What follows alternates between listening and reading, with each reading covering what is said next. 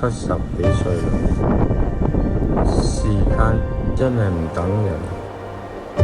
望住遠處被白雪覆蓋住嘅山，突然覺得自己原來已經行咗好遠。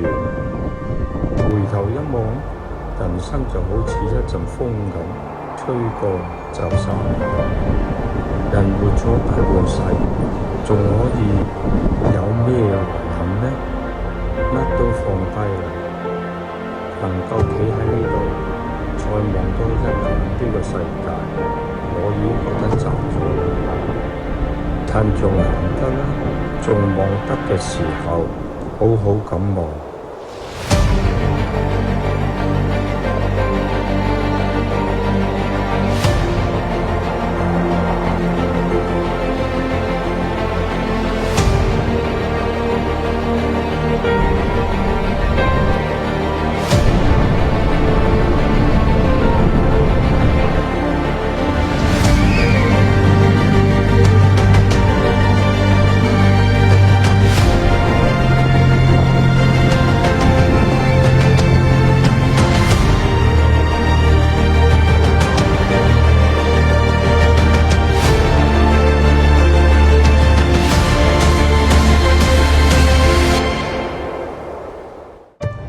阿拉木圖嘅冬天好靜，雪地上嘅腳印呢，好快就會俾風抹走，好似我呢一世咁嚟過行過就夠啦。